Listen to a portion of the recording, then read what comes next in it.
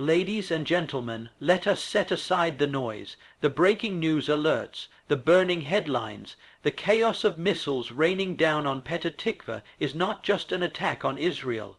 It is an alarm to every thinking soul on this earth. This is not merely about Iran or Israel. This is a manifestation of what happens when fear, pride, and power go unchecked. Let us examine something deeper than the missiles flying across borders and the smoke rising from cities. Let us explore the battlefield that most never see, the battlefield of the mind.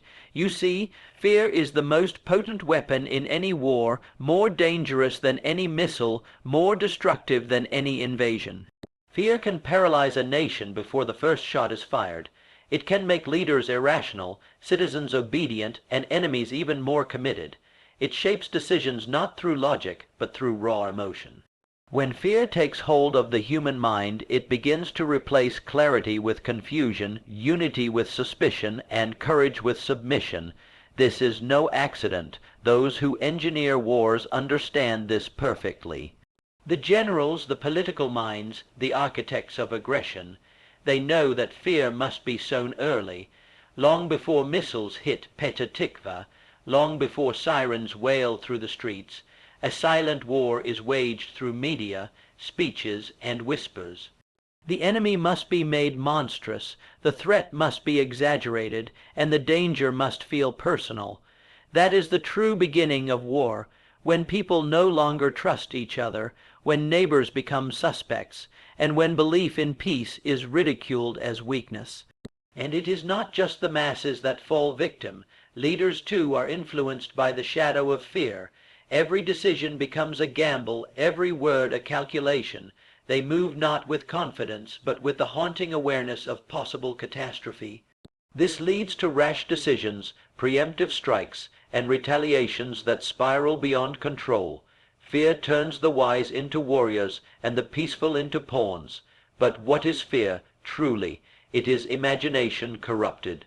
It is a vision of the worst possible future, magnified by our own doubts. When a nation gives into fear, it loses its ability to think independently. It becomes reactive, and in that reactivity it becomes predictable, a condition every enemy desires. Because a predictable adversary is an easy one to manipulate. Look at history and you will see the same pattern. Fear has always been the silent king behind the thrones of war. It convinces young men to pick up arms for reasons they barely understand. It convinces mothers to accept loss as honorable. It convinces entire populations to give up freedoms for the illusion of safety. Fear does not just start wars, it sustains them. Today, as you hear of Iran's missiles striking Israeli soil, remember this is not just an act of military aggression. It is a psychological message. It is a performance designed to strike not only bodies but hearts and minds. The sirens that ring out are not only warnings, they are tools. They keep people alert, afraid, anxious. They keep the population engaged in the theater of war, emotionally invested, psychologically tethered to the conflict. This is how modern warfare works. The battlefield is not just land, it is language. It is perception, it is belief. Control those, and you control the war before it begins. Those who understand this wield unimaginable power. Those who do not are simply victims of bombs of fear and of their own untrained minds. Let us consider a truth that most are too distracted to confront. No missile is launched without a memory behind it. No act of violence appears in isolation. What we witnessed with the Iranian missiles striking Petah Tikva was not an accident, not a sudden eruption of hostility, but the harvest of seeds planted long ago. War in its most raw and brutal form is always the consequence of unresolved tension, of dialogues cut short, of ambitions left unchecked and wounds left unhealed. Behind every strike lies a history of decisions, some wise, most misguided. When we see nations at war, we must ask, what did they refuse to settle in peace? Too often, the masses consume conflict like entertainment, judging the present without knowing the past. But in every headline, there's a chain of events reaching far back generations of suspicion, cycles of retaliation, treaties broken, lines drawn and crossed. Every bullet, every bomb is the result of something once said or not said, something once done or deliberately left undone. A war may explode in an instant, but its ingredients simmer for decades quietly, methodically, until someone decides that the time for patience has run out. When Iran launched missiles, it was not merely firing steel. It was expressing years of built-up pressure, the frustration of seeing red lines crossed, of grievances unacknowledged, of positions dismissed. The world may focus on the blast, the damage, the immediate response. But those who think deeper know that cause always precedes consequence. Petah Tikva became a target not in that moment alone, but because of 1,000 moments before it. Political missteps, strategic provocations, ideological rigidity, and most of all, the failure to see that human dignity cannot be suppressed forever without eruption. The most dangerous idea a nation can hold is that it can act without eventual consequence. This illusion creates overconfidence. It convinces decision makers that power means impunity, that actions don't echo, that aggression will not return to the sender. But history has never operated on that logic. It is a patient recorder. It keeps a score, not in headlines, but in the quiet buildup of resentment. The world turns a blind eye when the seeds of conflict are being planted, then pretends to be shocked when the storm arrives. But there is no surprise to war, only willful ignorance of its brewing signs. The consequence we see today is not irrational. It is tragically rational. It follows the rules of tension, escalation, and resistance.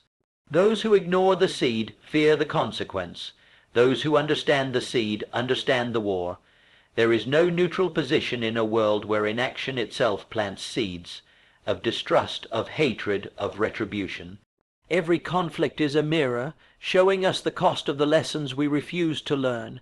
And every missile, every siren, every casualty is a result not of chaos, but of choices made and opportunities ignored.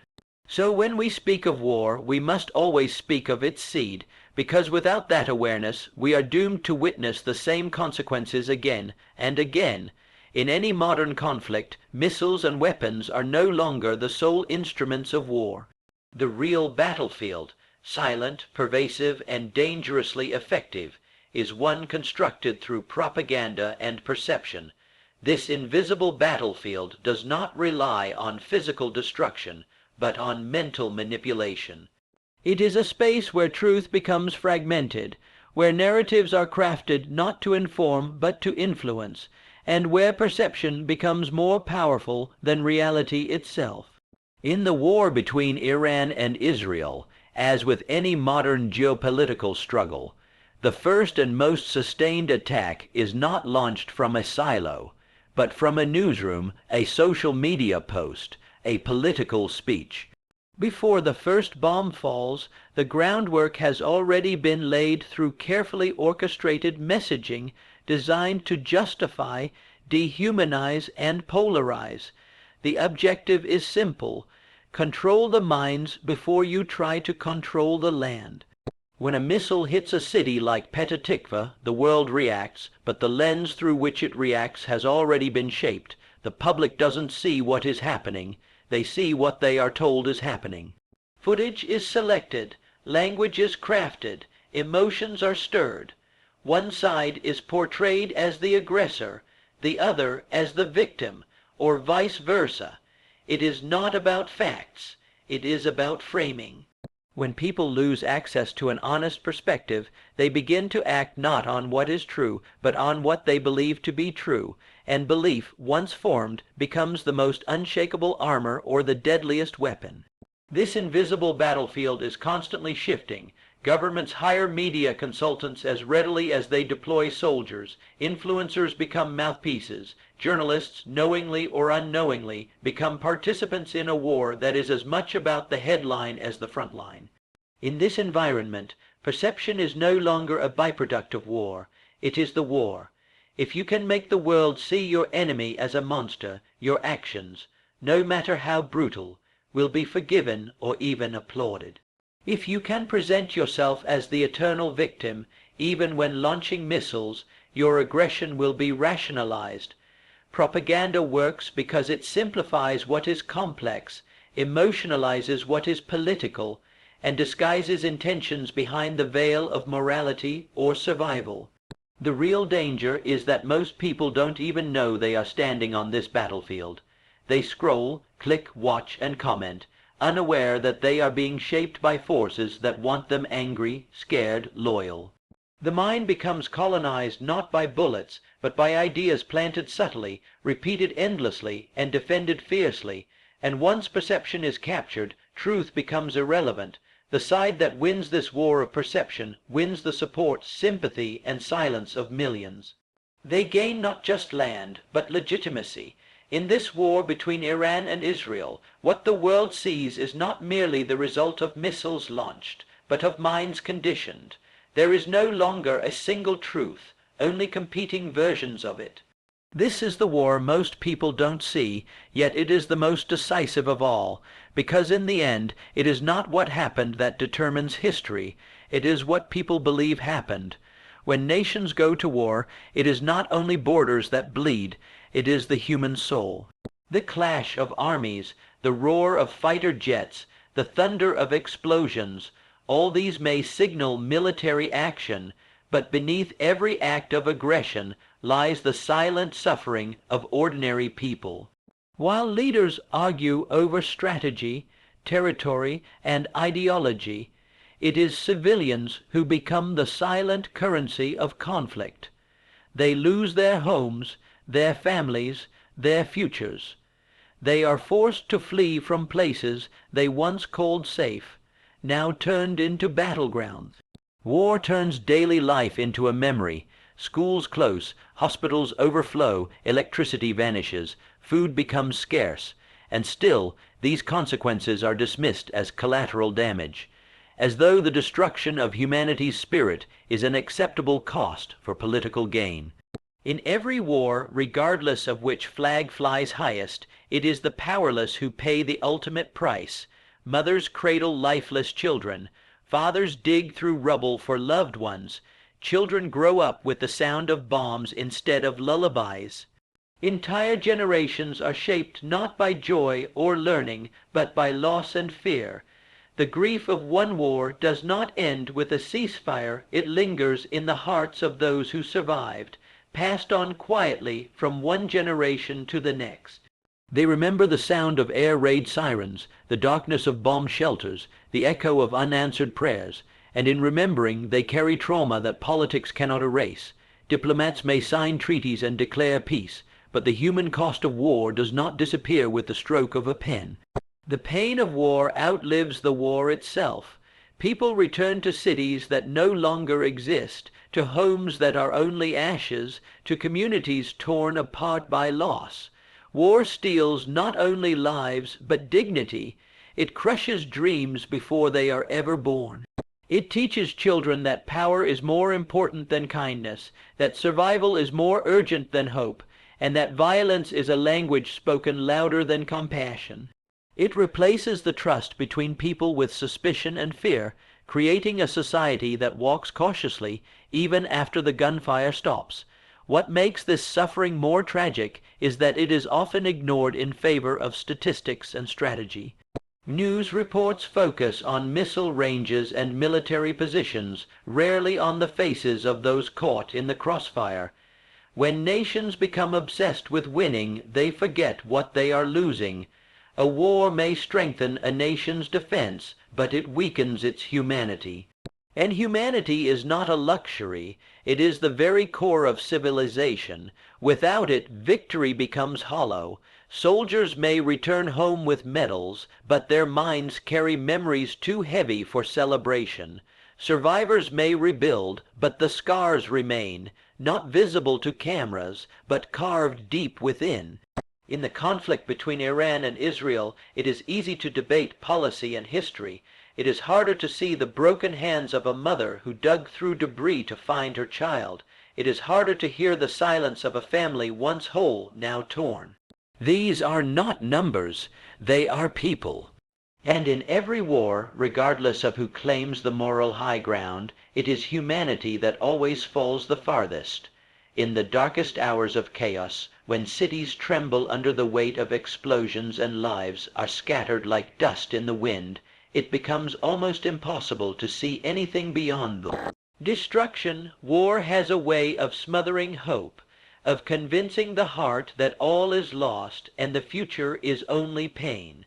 But history has shown that even in the bleakest times, even when blood stains the soil and silence falls upon broken homes, opportunity does not vanish, it hides, waiting for those with the strength to uncover it. Chaos has never been the end, it has always been a doorway. Behind every conflict lies a moment of choice, a narrow window where transformation becomes possible not despite the chaos, but because of it. Throughout human history, many of the greatest shifts in society have come not from comfort, but from calamity. It is in the aftermath of destruction that nations reconsider their values, rebuild their systems, and rediscover the meaning of unity. A war may bring devastation, but it also strips away illusion. It exposes the fragility of systems thought indestructible and forces people to look at what truly matters. Families, peace, security, dignity, these become more than words. They become imperatives. When people lose everything, they learn the weight of what they once took for granted. And in that moment of realization, a new seed can be planted, a seed not of revenge, but of resolve. Opportunity in chaos does not always look noble. It begins with survival, then slowly transforms into awareness. A mother protecting her children in a war zone does not think of building a better world. She thinks of making it through the night. But once the dust begins to settle, it is often the survivors who carry within them a fire that did not exist before. A fire to rebuild stronger, to educate deeper, to connect further. Those who endure the worst often carry within them the strongest vision for what peace should look like. They know its cost. They understand its value. In the context of the Iran-Israel conflict, the chaos may appear absolute. Missiles fly, civilians suffer, leaders harden, but even within this storm, there are voices that whisper something different, not louder, but deeper. They speak of a future that does not rely on domination, but on dignity. A future shaped not by retaliation, but by responsibility. Chaos, for all its horror, can break cycles if we let it. It can force us to question old assumptions, to challenge the forces that led us here, and to forge paths not previously imagined. Nations may fall into war, but from that fall they can rise into something wiser, something humbler, something greater. It is not the absence of chaos that defines greatness, but the ability to find clarity within it. Every explosion clears a space. Every shattered structure offers a place to build anew. The challenge is not simply to survive the storm, but to listen to what it reveals. The question is not why chaos came, but what will be done once it leaves.